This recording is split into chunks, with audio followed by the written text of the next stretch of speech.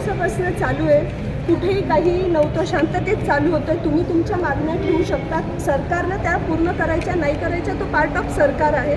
परंतु जातीवाचक सारखं एका जातीला, विशेष जातीला टार्गेट करून बोलणं, किंवा आता एका महाशयांनी तर 3 मिनिटात 3 तासात काय मॅगी वाटली का? समाज आहे तो कोणताही असो, समाजांच्या भावनांचा आदर केला पाहिजे. आणि आपला भारत देश कुठे चालला आहे?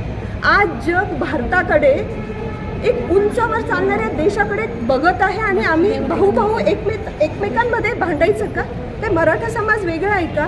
ब्राह्मण समाज वेगळा आहे का? अहो, आम्ही सर्व भारतीय आहे. आणि आमच्या एका भावाला जर काही नेता आहे तर आमचा त्याला विरोध नव्हताच.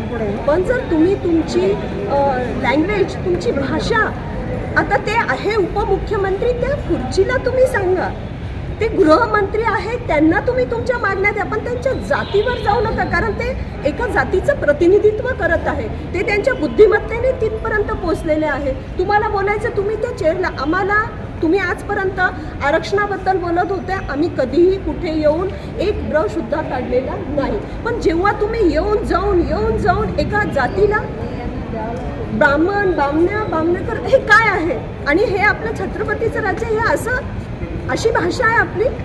कोण करतंय नेमकं? जेही करत असेल, तुम्ही सोशल मीडियावाले, तुम्हाला माहिती आहे कोण करत आहे आणि कशासाठी करतंय. नाव घ्या ना मॅडम. सगळेच म्हणतात पण नाव घ्या ना. जे म्हणत असतील ना, त्यांच्यासाठी एकाचं नाव नाही ना, कारण आजकाल ते पॉप्युलर होण्यासाठी हे नावं घेऊन का एका विशिष्ट समाजाला? तर आमच्या भावना तिथे दुखावल्या. तुमच्या मागण्या तुम्ही मांडा, वरपर्यंत तो निरोप पाठवा, पण एका समाजाला तुम्ही त्याच्यामध्ये घेऊ नका. ते आहे तिथपर्यंत. त्यासाठी आम्ही आज निवेदनाद्वारे हे त्या लोकांपर्यंतही पोहोचवतोय की तुम्ही आरक्षण मागा.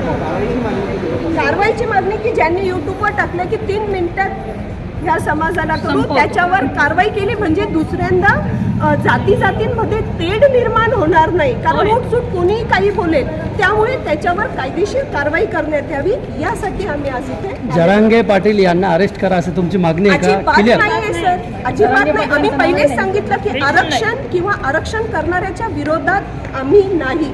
पहिले पण नव्हतो, आज पण नाही आणि भविष्यातही नाही राहणार आहे. पण जे आपण संभाषण करतोय, जे आपण बोलतोय, जसं आम्ही आज आमच्या निवेदनही तुम्ही वाचा, आम्ही श्री मनोज जरांगे भाई लिहिलेलं आहे तिथे. कारण तेही आमचेच आहे. उद्या आमच्यातला एखादा व्यक्ती आमच्यासाठी काहीसाठी आरक्षण करेल म्हणून आम्ही त्याला विरोध करू नाही, अजिबात नाही. आणि आमचा समाज तर कधीही त्यात, पण जी भाषा वापरली साहेब, आणि जे वापरल्या जाते सारखं, आणि कोणीही उठून कोण कुठला तो आला म्हणतो 3 म्हणतात, हे सगळं बंद व्हायला पाहिजे. आणि आमच्या भावात, अहो आम्ही भारतीय आहे, तेही आमचे आणि आम्ही त्यांचे, पण हे असे बोलून काहीतरी आमच्यामध्ये भानगडी लावून त्यांची पोळी भाजायचा प्रयत्न करत असेल तर त्यांच्यासाठी हे निवेदन आहे की भावा, हे बोलणं बंद करा. दुसऱ्यांदा असं घडलं तर ब्राह्मण समाज रस्त्यावर उतरेल. याच्यापेक्षा जास्त आम्ही ब्राह्मण समाज संयमशील आहे, रस्त्यावर उतरणार नाही. संयमशील नाही, उतरू ना तुम्ही.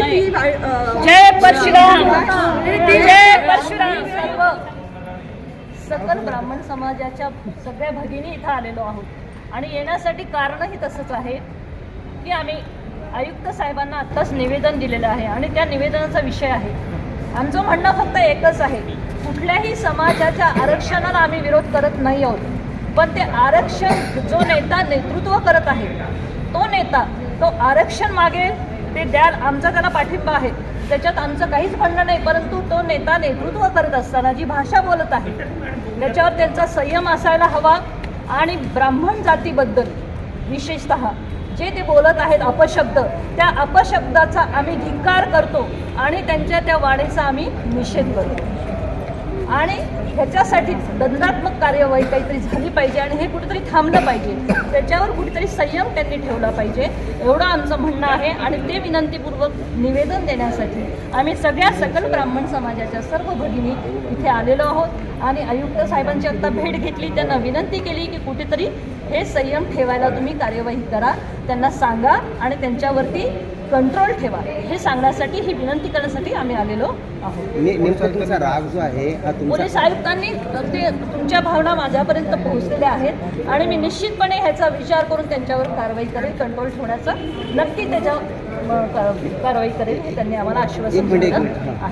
तुमचा राग नेमकं ब्राह्मण समाजाला बोलून राग आला का ते- शासनाकडे आमचं हे जे फोनमध्ये निवेदन तुम्ही- आहे ती कॉपी तिकडे वरती आम्ही पाठवतो, असं त्यांनी आम्हाला आश्वासन दिलेलं आहे. हां. तुमचा राग जो आहे म्हणजे ब्राह्मण समाजाला बोलले म्हणून राग आला की देवेंद्र फडणवीस यांना बोलले म्हणून राग आला, नेमका हे राग पहा, काय? देवेंद्र फडणवीस जे आहेत ते मुळात ब्राह्मण आहेत, हे आपल्याला माहिती आहे, बरोबर आहे. पण आज काय की ते एका पदावरती आहे, ते संविधानात्मक हे पद तुम्ही आहे. समाज म्हणून आलात का हां, नेमकं ते तर मग बोलले आम्ही म्हणून आलात? समाज त्यांच्या पाठीशी आणि आम्हाला आमचं शेवटी आम्ही त्या समाजाचे आहोत ना, त्याच्याबद्दल आमचं म्हणणं आहे. ते नेतृत्व करतायत, ते आरक्षण घेतायत, ह्या चांगली गोष्ट आहे, गोरगरिबांना मिळायला पाहिजे, त्याच्याबद्दल आमचं काहीच म्हणणं नाही कोणत्याच ह्याच्याबद्दल. फक्त ते जे अपशब्द ब्राह्मणाचं वापरतायत आणि ते फक्त त्यांनी टाळावे आणि ऐका ना, नाही ते वापरतायत ते विशेषतः यांच्याबद्दलच वापरतायत. म्हणून आम्ही ते महाराष्ट्राला एका आणि ते शासनापर्यंत पोहोचेल असं आम्हाला आयुक्त साहेबांनी सांगितलंय आणि मी निश्चितपणे